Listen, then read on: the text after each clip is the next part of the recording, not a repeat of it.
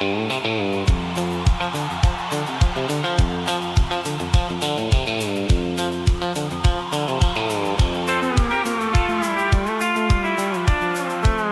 the days of King Josiah, the word of Yahweh came to a youth in Anathoth. Jeremiah was his name. Before I formed you in the womb, I knew you as my own. A prophet to the nations, from the footstool to the throne. Our sovereign Lord, he cried, I do not know how to speak, for I am only a child and my youthful voice is weak. But the Lord reached out his hand and touched the prophet's lip. I put my words within you, a steady, holy grip. I set you over kingdoms to uproot and to pull down, to destroy and to overthrow the glory of the crown, but also to build up and to plant the seeds of grace. As Jeremiah stood before his people face to face. My people have committed two evils in my sight. They've forsaken me, the fountain of living waters of light, and they've dug out their own cisterns, rocks that cannot hold, trading in the spirit for the silver and the gold. Go and stand within the gates, the Lord began to say. Ask for the ancient paths, the good and holy way.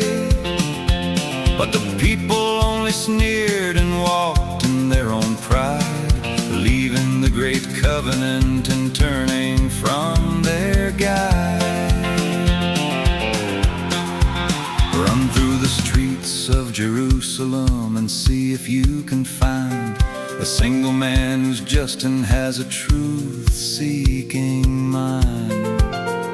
From the least unto the greatest, they are greedy for the gain, saying peace, peace, when there is only fire and rain.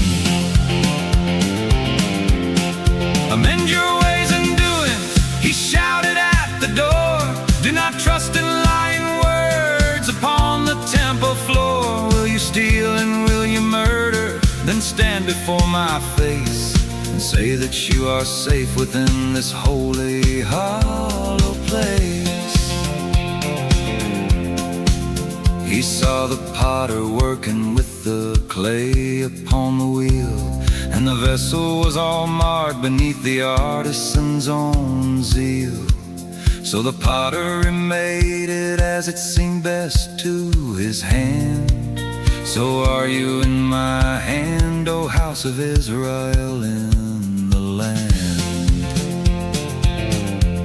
He took a clay jar and he smashed it on the ground in the valley of Ben Hinnom, while the elders stood around. Even so I'll break this city and this people, said the Lord, because they've burned their children to the idols they adore. If I say I won't mention him or speak his name again, his word is like a fire shut within my bones and skin. I am weary of holding it in, I cannot keep it back. As he felt the heavy burden of the shadows and the black, the king of Babylon arrived, the hammer of the earth, to bring the day of reckoning to the city of his birth. Whoever stays within these walls shall perish by the sword, but he who surrenders shall live, says the Lord. Build houses and plant gardens, he wrote to those away who were carried off to Babel in a dark and weary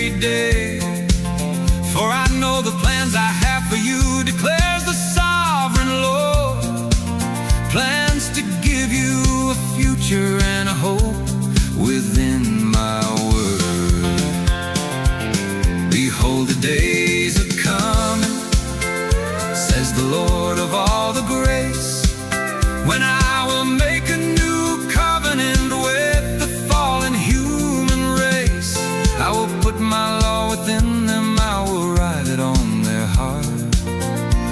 I will be their God, and they will never more depart. The walls were finally broken, and the temple was burned red. The king was taken captive, and the streets were filled with dead. But the Lord spared the prophet in the middle of the strife, and gave him as a prize of war his very soul and life. He stayed among the remnant in the ashes and the grave, though they forced him down to Egypt in a fearful final way. The weeping prophet's story ends beneath a foreign sun, but the fire of his message is a work that's never done.